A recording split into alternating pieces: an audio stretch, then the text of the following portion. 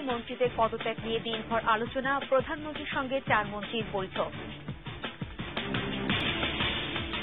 বিক্ষিপ্ত সংঘাতের মধ্য দিয়ে শেষ হল 18 দলের 131 ঘণ্টার অবরোধ, শনিবার থেকে আরও 72 ঘণ্টার অবরোধ। নেতাকর্মীদের গ্রেফতারের প্রতিবাদে দেশের বিভিন্ন জেলা উপজেলায় সকাল সন্ধ্যা ও আধা বেলা হরতাল।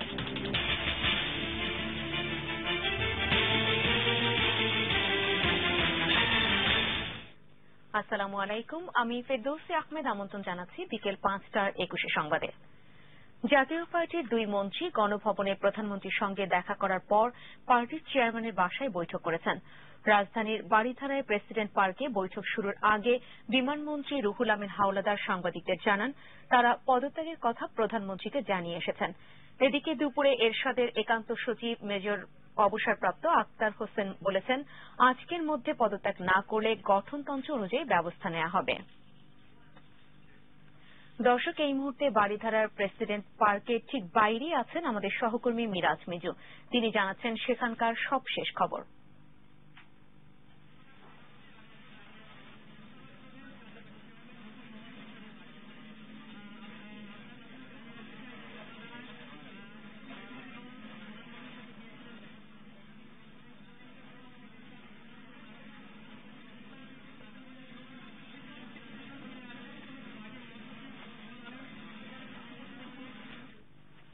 দর্শক, আমরা এই মুহূর্তে সংযোগ স্থাপন করতে সক্ষম হয়নি। আমরা পরবর্তীতে আপনাদেরকে আবারও নিয়ে যাব বারিধারার প্রেসিডেন্ট পার্কের বাইরে, যেখানে রয়েছেন আমাদের সহকর্মী মিরাজ মিজু।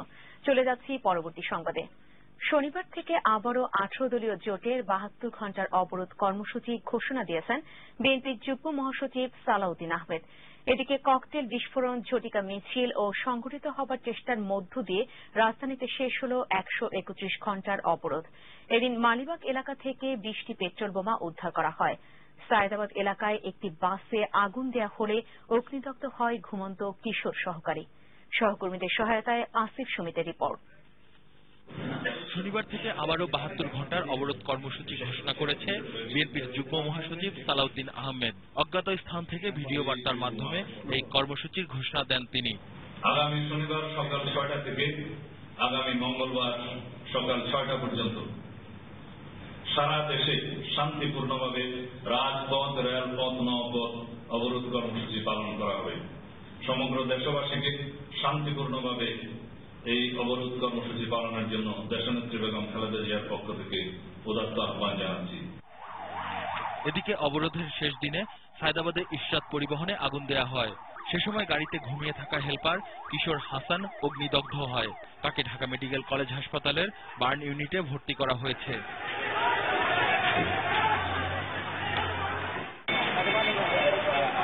মালিবাগ সুপারমার্কেট এলাকায় পরিত্যক্ত অবস্থায় 20টি পেট্রোল বোমা উদ্ধার করে পুলিশ। তবে এই ঘটনায় জড়িত কাউকে আটক করা হয়নি। সকালে হাতিরঝিল এলাকায় বেশ কয়েকটি ককটেল বিস্ফোরণ ঘটায় অবরোধকারীরা। গাবতলীতেও ককটেল বিস্ফোরণ ঘটানো হয়। তবে রাজধানীর গাবতলী, সায়েদাবাদ, মহাখালী বাস টার্মিনাল থেকে দূরপাল্লার যানবাহন চলাচল করেনি। ট্রেন চললেও তা অনিয়মিত। আর সদরঘাটে নৌ চলাচলেও বিপাকে যাত্রীরা। আমার আজকে চাঁদপুর যাইতে হইব, কালকে শুক্রবার দেখা, কালকে যদি অবরোধ না থাকে এই কারণে আবার কালকে ব্যাক করতে। ভেঙে ভেঙে সারা তো যাওয়ার তার উপায় নাই। এখান থেকে মানিকগঞ্জ যাব, মানিকগঞ্জ থেকে আরিচে যাব, আরিচের থেকে তারপরে নগরবাড়ি ঘাটে যাব। এই যে ভোগান্তি, এটা তো মানে আমাদের জনগণের জন্য খুবই সমস্যা হয়ে দাঁড়ায়। আমরা গত 5 দিন যাবত কোনো গাড়ি ছাড়তে পারতেছি না, আবার ছাড়িও নাই। আজকে সন্ধ্যা থেকে ছাড়ার সম্ভাবনা আছে। নাশকতা এড়াতে নগরীর গুরুত্বপূর্ণ স্থানগুলোতে সতর্ক অবস্থায় রয়েছে আইন শৃঙ্খলা বাহিনী। আসিফ সুমিত, 21 টেলিভিশন, ঢাকা। এবার আঞ্চলিক সংবাদ।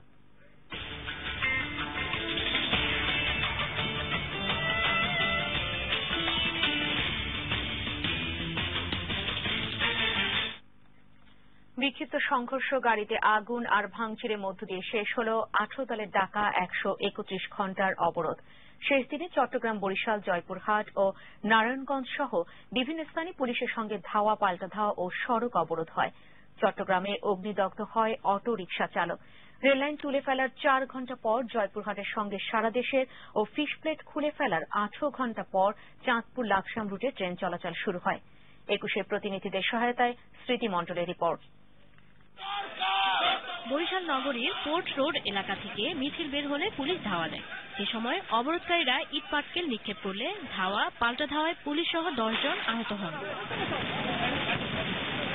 অবরোধের তৃতীয় দিনে চট্টগ্রামের ফেনীর শিলুনিয়া বাজারে অবরোধকারীদের সঙ্গে পুলিশের সংঘর্ষে আহত পথচারী মফিজ চট্টগ্রাম মেডিকেলে চিকিৎসাধীন অবস্থায় মারা গেছেন। চাঁদগাঁও থানার কাপ্তাই এলাকায় সিএনজি অটোরিকশায় আগুন দেয়ায় চালক অগ্নিদগ্ধ হয়েছে। মুরাপুর এলাকায় কয়েকটি গাড়ি ভাঙচুর করা হয়। এছাড়া অবরোধের সমর্থনে নগরীর বিএনপি কার্যালয় নাসিবন ভবন এলাকায় মিছিল সমাবেশ করেছে বিএনপি নেতাকর্মীরা।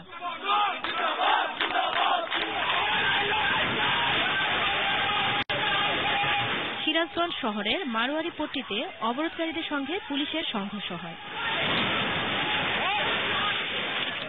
জয়পুরহাটের উড়িমাধব পাড়ায় 37 ফুট রেল লাইন তুলে ফেলায় ঢাকা, রাজশাহী ও খুলনাগামী সব ট্রেন 4 ঘণ্টা বন্ধ থাকার পর চালু হয়। চাঁদপুরের শাহাতলী এলাকায় রেল লাইনের ফিশ প্লেট খুলে ফেলায় 18 ঘণ্টা পর চাঁদপুর লাকসাম রেলপথে ট্রেন চলাচল শুরু হয়েছে। নারায়ণগঞ্জের 2500 এলাকায় মিছিল ও নারায়ণগঞ্জ নরসিংদী সড়ক অবরোধ করে অবরোধ সমর্থকরা। উকিলপাড়া এলাকায় ঢাকা নারায়ণগঞ্জ রেল লাইনে আগুন ধরিয়ে পুলিশকে লক্ষ্য করে ইট পাটকেল নিক্ষেপ করে। সে সময় পুলিশ রাবার বুলেট ছুড়ে তাদেরকে ছত্রভঙ্গ করে দেয়। সিলেট নগরীর দক্ষিণ সুরমা এলাকায় মিছিল ও নোয়াখালীর মাইজদি থেকে মিছিল বের করে মাইজদি পৌর মার্কেটের সামনে সমাবেশ করে অবরোধ সমর্থকরা। রংপুর নগরীর কেন্দ্রীয় বাস টার্মিনাল এলাকার আইডিয়াল মোড়ে রংপুর দিনাজপুর মহাসড়ক, কুষ্টিয়ার মজমপুর গেটে রেলপথ ও টাঙ্গাইলের বঙ্গবন্ধু সেতু ঢাকা মহাসড়ক অবরোধ করে বিক্ষোভ সমাবেশ করেছে অবরোধ সমর্থকরা। Next report, 21 television. 18 দলের শীর্ষ নেতাদের গ্রেফতারের প্রতিবাদ ও বিএনপির সিনিয়র ভাইস চেয়ারম্যান তারেক রহমানের নাম ভোটার তালিকায় অন্তর্ভুক্তির দাবিতে বিভিন্ন জেলায় হরতাল চলছে। মানিকগঞ্জের সকাল সন্ধ্যা, গাজীপুরে বিএনপির ডাকে সকাল সন্ধ্যা ও বগুড়ার কুমিল্লার 3 উপজেলায় লাগাতার হরতাল চলছে। গাইবান্ধার পলাশবাড়ীতে ও ফরিদপুরে আধাবেলা হরতাল পালিত হয়েছে। বগুড়ায় টানা তৃতীয় দিনের হরতালে দূরপাল্লার কোনো যানবাহন শহর থেকে ছেড়ে যায়নি। হরতালের সমর্থনে ঢাকা বগুড়া মহাসড়কের মাঝিরা বন্দরে মিছিল এবং সমাবেশ করে ছাত্রদলের নেতাকর্মীরা। সে সময় মহাসড়ক অবরোধ করে রাখে তারা। অবরোধে নেতাকর্মী আহত হওয়ার প্রতিবাদে বিএনপির ডাকে গাজীপুর জেলায় সকাল সন্ধ্যা হরতাল চলছে। এছাড়াও নেতাকর্মীদের মুক্তির দাবিতে কুমিল্লার 3 উপজেলায় লাগাতার হরতাল পালিত হচ্ছে। স্বেচ্ছাসেবক দলের ডাকে ফরিদপুর জেলায় শান্তিপূর্ণভাবে আধাবেলা হরতাল পালিত হয়েছে। জাতীয় পার্টির চেয়ারম্যান হুসেইন মোহাম্মদ এরশাদের নির্বাচন থেকে বিরত থাকা ও সরকারে যোগ দেওয়া মন্ত্রীদের পদত্যাগের ঘোষণাকে স্বাগত জানিয়েছেন নিজ জেলা রংপুরের দলীয় কর্মীরা। নির্বাচন সুষ্ঠু ও নিরপেক্ষ করতে তারা এই সিদ্ধান্তকে সঠিক বলে বিবেচনা করেছেন। তবে বারবার সিদ্ধান্তে পরিবর্তন হওয়ায় এবার বহাল থাকা নিয়ে সংশয় আছে অনেকের। রংপুর বিভাগীয় প্রতিনিধি লিয়াকত আলী বাদলের রিপোর্ট, জানাচ্ছেন আফসানা নীলা। নির্বাচন নিয়ে এক এক সময় এক এক সিদ্ধান্ত নিয়ে জাতীয় পার্টির চেয়ারম্যান সমালোচিত হয়েছেন বারবার। তবে এবার নির্বাচন বয়কটের ঘোষণায় নিজ জেলার তৃণমূল নেতাকর্মীর পাশাপাশি সাধুবাদ জানিয়েছেন সাধারণ মানুষ। সব দলের অংশগ্রহণে নির্বাচন হলে দেশে শান্তি ফিরিয়ে আসবে এবং দেশের মঙ্গল হবে। রাজস্বর ভোট দেবে কে? জনগণ সাপোর্ট দেবে কে? জনগণ তো আমরাই ভোটার। আমরা যদি মরি যাই তাহলে ভোট দেবে কে? এরশাদ সাহেব যে সিদ্ধান্ত নিয়েছেন আমি মনে করি উনার শুভ বুদ্ধির উদয় হয়েছে এবং উনি তার ওই বুদ্ধিটা বজায় রাখবেন এবং তার সিদ্ধান্তের প্রতি আস্থা রাখবেন। এই সরকারের আওতায় সত্যিকার অর্থেই নিরপেক্ষ নির্বাচন হবে না। অলরেডি তাদের উপর আস্থা নাই, কেন তারা এই যে মানুষ কোন হরতাল, মানুষের নিরাপত্তা নাই, জনগণের নিরাপত্তা নাই। সুষ্ঠু নির্বাচন করতে এই সিদ্ধান্তকে স্বাগত জানিয়ে সিদ্ধান্ত পরিবর্তন না করে জনগণের কল্যাণে কাজ করার আহ্বান সুধী সমাজের। এরপরে যদি 11 তারিখে আবার উনি সিদ্ধান্ত পরিবর্তন আমার মনে হয় করবে না, তারপরে যদি উনি করেন আমার মনে হয় এরপরে আর বলার কিছু থাকবে না। নির্বাচনে জনগণের ভোটাধিকারের চেয়ে বেশি প্রয়োজন হচ্ছে মানুষের রক্ষা করা। আর এই সময়ে হুসেইন মোহাম্মদ এরশাদ জাতীয় পার্টি চেয়ারম্যান তিনি যে সিদ্ধান্তটি নিয়েছেন এই সিদ্ধান্ত এটি সঠিক এবং সুচিন্তিত। চলমান আন্দোলন বন্ধ করতে আর জনগণের আশা আকাঙ্ক্ষার প্রতিফলন ঘটাতে কাজ করবেন এরশাদ, এমনটাই প্রত্যাশা রংপুরবাসীর। Desk report, 21 television. এবার নিচ্ছি বিরতি, আর যখন ফিরছি তখন অন্যান্য খবরের সঙ্গে আরও থাকবে। টানা 4 দিন অবরুদ্ধ থাকার পর পুলিশ প্রহরায় ঢাকা নিয়ে যাওয়া হল জাহাঙ্গীরনগর বিশ্ববিদ্যালয়ের উপাচার্যকে। শুধু বয়কট নয়, প্রধান বিরোধী দলের নির্বাচন প্রতিহতের হুমকির মুখেও খুলনা আওয়ামী লীগের নির্বাচনী আমেজ। ক্রিম ও মন মাতানো সৌরভে নতুন lux sandal and cream.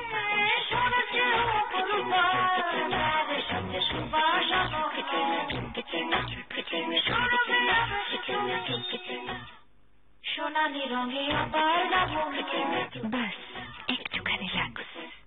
Banglalink সংযোগে সকাল 10টা থেকে বিকাল 5টার মধ্যে 1499 টাকা রিচার্জ করলেই সবাই পাচ্ছেন ম্যাক্সিমাম হ্যান্ডসেট ফ্রি। এছাড়াও থাকছে 58 টাকা রিচার্জে 1000 টাকারও বেশি, আর 28 টাকা রিচার্জে 500 টাকারও বেশি ইনস্ট্যান্ট বোনাস। বাংলালিংকে এখন বোনাসই বোনাস। নতুন কিছু করো বাংলালিংক। ভাই তুই এখন বাবা হয়েছিস, জায়গা কর। তুইও তো চাচু হয়েছিস, তুই কর। ঠিক আছে। ওয়েলএক্সের পুরোনো জিনিসপত্র গেল 45,000, আর ওয়েলএক্সের টোটরের ফার্নিচার এলো 30,000। OLX.com.bd ভিটে অ্যাড পোস্ট করুন আর বেচে দিন। সার্চ করুন আর কিনে ফেলুন OLX.com.bd। এখানে সব দেখা যায়। এই ধোয়া কাপড় থেকে সুগন্ধ আসছে না কেন? ধোয়া কাপড়ের সুগন্ধ সেটা আবার আমি আমার স্ত্রী বলে সুগন্ধ থেকেই বোঝা যায় কাপড় পরিষ্কার হয়েছে কিনা। সুগন্ধ থেকে? মনে হচ্ছে বোঝাতে হবে। নতুন হুইল, এতে আছে লেবুর শক্তি আর হাজারো ফুলের সৌরভ। এই হলো আসল পরিষ্কার, এই হলো তার সুগন্ধ। হুইল, সুবাসী পরিষ্কারের প্রমাণ।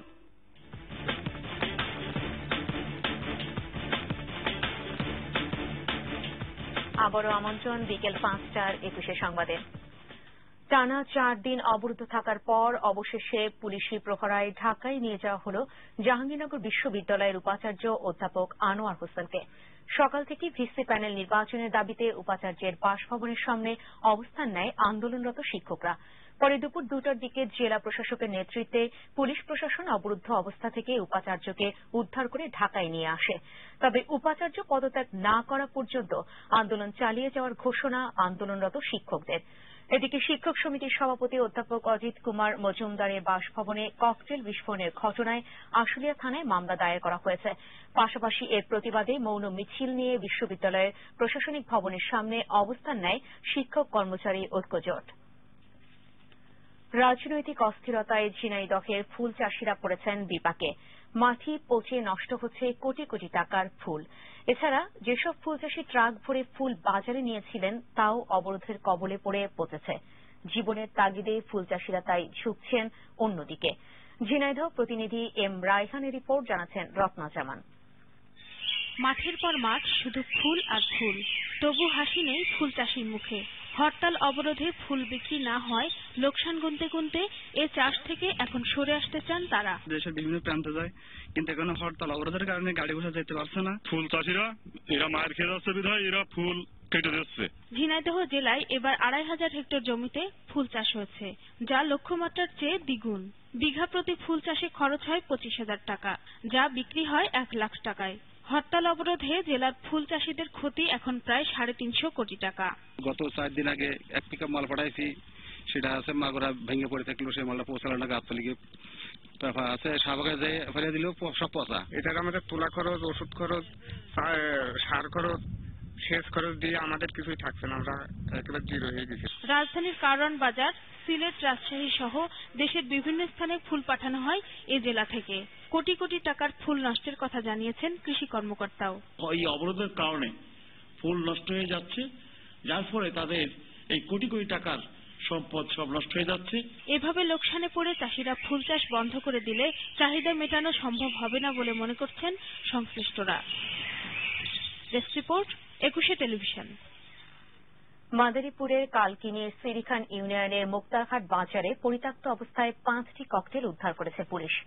গেল রাতে মুক্তারহাট বাজারের মোড়ে পলিথিন ভরা ককটেল সদৃশ বস্তু দেখে স্থানীয়রা পুলিশকে খবর দেয়। পরে পুলিশ ঘটনাস্থলে এসে 5টি ককটেল উদ্ধার করে থানায় নিয়ে আসে। অন্যদিকে উপজেলা নির্বাচন অফিসে আগুন দেওয়ার মামলায় সন্দেহজনক জামায়াতের উপজেলা সাবেক আমির মাওলানা হাবিবুর রহমান ও বিএনপি কর্মী জাকির হোসেন নামে 2 জনকে আটক করেছে পুলিশ। ধামরাইয়ে একটি সিএনজি ফিলিং স্টেশনে গ্যাস সিলিন্ডার বিস্ফোরণে 1 জন নিহত হয়েছে, আহত হয়েছে আরও 15 জন। দুপুরে ঢাকা আরিচা মহাসড়কের বাথুলিতে গ্লোরিয়া সিএনজি ফিলিং স্টেশনে এই ঘটনা ঘটে। প্রত্যক্ষদর্শীরা জানান, চট্টগ্রামগামী গরু বোঝাই একটি ট্রাক পাম্প থেকে গ্যাস নেওয়া শুরু করলে ট্রাকের সিলিন্ডার বিস্ফোরিত হয়। এতে ঘটনাস্থলেই পাম্প কর্মী আব্দুল আজিজ নিহত হয়। সে সময় পাশে থাকা অপর একটি যাত্রীবাহী বাসের 15 জন আহত হয়। নীলফামারীর ডোমার উপজেলার বামুনী ইউনিয়নের বিএনপির সাংগঠনিক সম্পাদক জালাল উদ্দিনকে হত্যা করেছে দুর্বৃত্তরা। সে সময় তার সঙ্গে মোটরসাইকেলে থাকা ওই ইউনিয়নের 6 নম্বর ওয়ার্ড বিএনপি সভাপতি ও জালালের শ্যালক আহত হন। নিহতের স্বজনরা ও পুলিশ জানায়, বুধবার রাতে নীলফামারী সদর উপজেলার চওড়া বড়গাছা ইউনিয়নের একটি বাড়িতে বিয়ে সংক্রান্ত বিষয় নিয়ে কথা বলার পর তারা মোটরসাইকেলে করে ফিরছিলেন। সে সময় 12 থেকে 13 জন দুর্বৃত্ত তাদের পথ রোধ করে পৃথক পৃথক গাছের সঙ্গে বেঁধে ফেলে। পরে জালাল একজনকে চিনে ফেললে দুর্বৃত্তরা তাকে পিটিয়ে হত্যা করে মোটরসাইকেল নিয়ে পালিয়ে যায়। বৃহস্পতিবার সকালে পুলিশ ঘটনাস্থল থেকে মৃতদেহ উদ্ধার করেছে। আহতদের হাসপাতালে ভর্তি করা হয়েছে। এবার আমাদের বিশেষ আয়োজন নির্বাচনী হালচাল।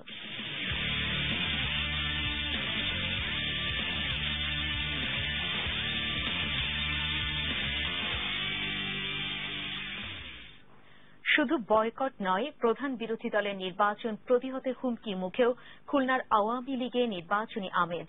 তবে মনোনয়ন বঞ্চিতদের মধ্যে জোরদার হয়েছে ক্ষোভ। খুলনার কয়েকটি আসনে আওয়ামী লীগের একাধিক প্রার্থী মনোনয়নপত্র দাখিল করেছেন। খুলনা থেকে বিস্তারিত জানাচ্ছেন রকিবউদ্দিন পান্নু। ক্যামেরায় ছিলেন শেখ মোহাম্মদ জুয়েল।